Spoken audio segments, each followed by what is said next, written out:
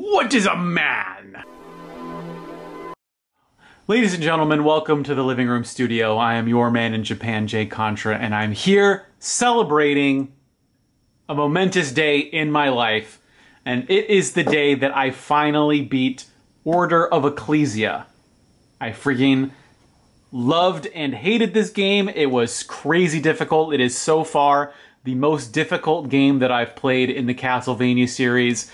And it was kind of momentous because this is what I consider the last game of the Castlevania series. I don't want to really have anything to do with the 3D games. I don't know if that makes me elitist or whatever, but I just want to play the 2D Castlevania games. It all goes back to when I had Harmony of Dissonance for the Game Boy Advance in America. I bought it when I was in middle school, I think, because I got hyped up playing it. I got hyped up reading Electronic Gaming Monthly and Nintendo Power or whatever.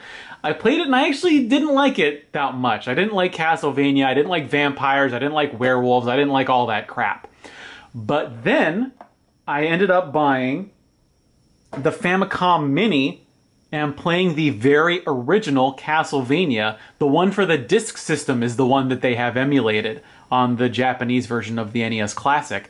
And it was so phenomenal.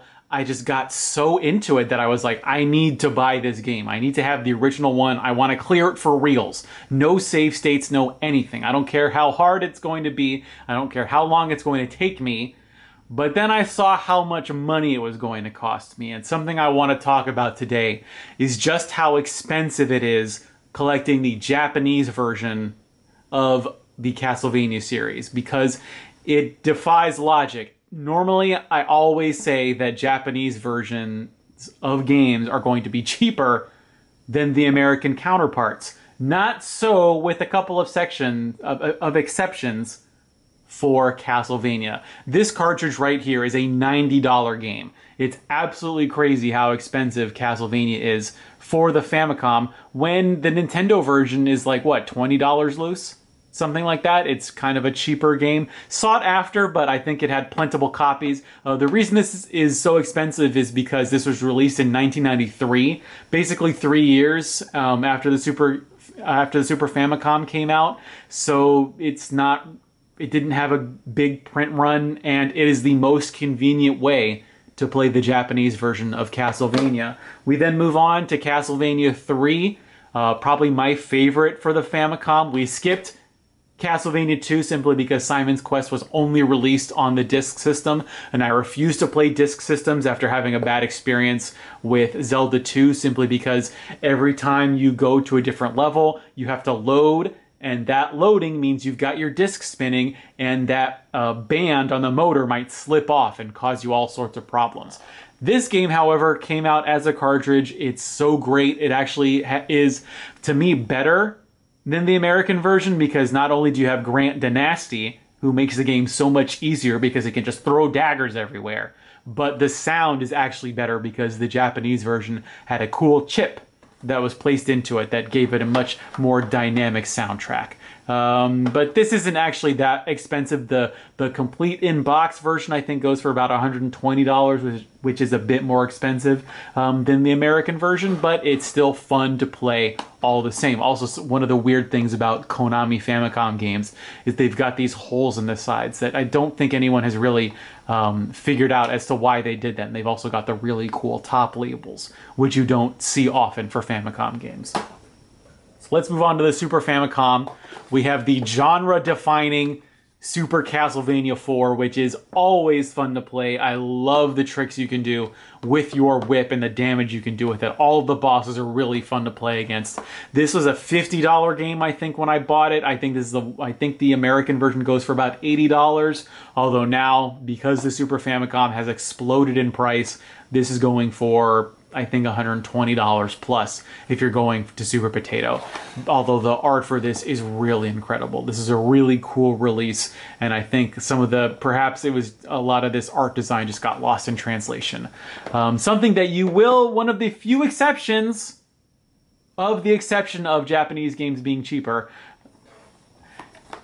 This is like the weird exception to the exception, a Castlevania game that is actually cheaper in Japan than America. We've got Castlevania Dracula X, the weird port, not port, of Rondo of Blood.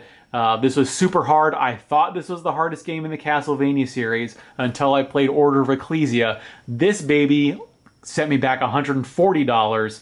And that was actually because it was in pretty good condition, but this can be easily a $350 plus game if you're buying this in the States. But it's so cool. I love the Japanese art for this. It's really cool. This is definitely the direction the series was heading, and it's a really cool package, but boy did I yell at my TV a lot when I was playing that game.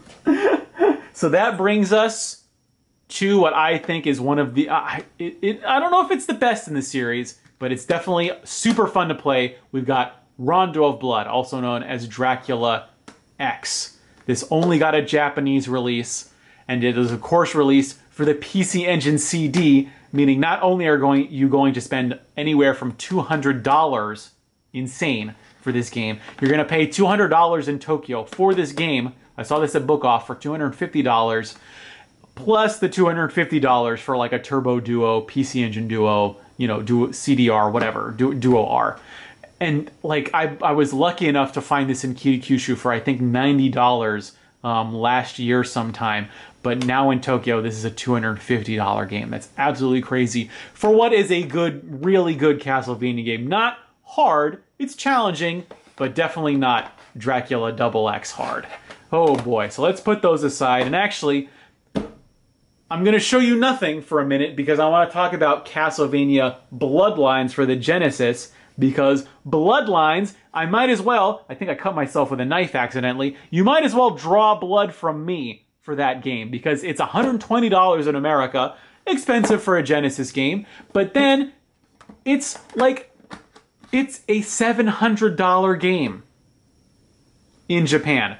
Genesis games in Japan are much more expensive than what you'll find in America, and Castlevania Bloodlines, they call it Vampire Killer here, oh boy, is that expensive. So we're gonna go past Rondo of Blood there, standing in, doing a valiant yeoman's job of standing in for Castlevania Bloodlines, and we're gonna go to the Saturn version of Symphony of the Night, which is much more expensive than its PlayStation counterpart, because in Japan, the PlayStation version goes anywhere from $40 to $60. The Sega Saturn version is now a $100 plus, even in Tokyo, $150 game. I was able to get a deal on this at a hard off because I guess they didn't know what they had. The manual isn't in great condition, but I just wanted to play the game. And the Saturn version, there's comparison videos floating around of how the Saturn version, I guess it doesn't have the graphics quality. It couldn't pull off what the PlayStation could. It did have a couple extra zones that are kind of fun to go through, but they're very obvious. It's like a whole different art department did the art for the special zones in the Sega Saturn version, but oh boy, was this really fun to play, and I can't wait to play the PlayStation version. I haven't just had the time to play that one yet. But this is, it's so cool. It's such a good game. But again, the Sega Saturn version only got a Japanese release. So that brings us to, I guess, yeah, we'll talk about the advanced games. I only have Harmony of Dissonance. Aria of Sorrow is a $120 plus game in Japan. Harmony of Dissonance, this sent me back $80, which I think is paying about what it's worth. But for some reason, I don't know if it's because the portable games are much more sought after in Japan just because they're portable. I'm not exactly sure why, because I paid much more perhaps than I should have for all of the Nintendo DS games. Nintendo DS games in Japan are not expensive. I think the most expensive game other than the Castlevania series that I've seen is probably Metal Slug 7 for about $70 loose. And so who even knows what it's going to be complete. You just don't find expensive Nintendo DS games here. But Dawn of Sorrow sent me back $50 complete. And this was, and I didn't realize it at the time, but this was for the Konami like greatest hits version. This was $20 new. But I found it and I unsuspectingly bought it for $50. I wanted the normal version, but I was tricked because let me open it up. This actually had reversible cover art. This is what you would have bought it new. You can see here it was 2,000 yen, about $20 when it came out. And they had flipped it over, and I thought I was getting a good deal on this game. Which, you know, it was fun to play, so I don't regret buying it. You know, and it's the greatest hit version. I guess, you know, some people make a big deal out of it. I do because I want the original version. But that's because I have weird OCD about, you know, collecting old video games. So put that aside. We'll go to Akumajo Dracula Gallery of Labyrinth, which was the Japanese version, or Portrait of Ruin. Really had a really fun time playing this game, but it was like, I think 70 bucks for this game. Oh my god, it was too expensive. Too expensive for a DS game. But you got to see a lot of worlds, and I had a good time with it. Definitely worth what I paid for it. And then we come to the end. We come to Order of Ecclesia, which is the most expensive Nintendo DS game that I've ever seen. This, I think I got a deal on it because I only paid $70 for it, but I have seen it go for $90 plus. And I don't know if I would do that again because it was too freaking hard. I spent too long. I had to beat Dracula 3 times because I didn't pull off the Dominus glyph right. And that's a whole other story. You could tell me to get good at Castlevania. Whatever, I don't care. I put my time in, I beat it, and I probably paid way too much for it because I think this is like, what, a $60 game? Maybe even 50 or 40 in America? I don't even know. But these DS games, like, just... for some reason, Castlevania has really become a super expensive series to collect for in Japan. And while the Japanese versions do, I think, honestly look a lot cooler, you're going to save yourself a lot of money if you buy the American versions. But I've been living in Japan and I want to experience the original Japanese versions, so I have been willing to pay the blood price for these games. But I don't necessarily recommend that you do. Although, obviously for Rondo of Blood, it's not like you have many options. You're going to have to buy this $250 CD. This CD right here, $250. That is crazy. Thank God I did not pay that much for it. But I'm not saying you should either.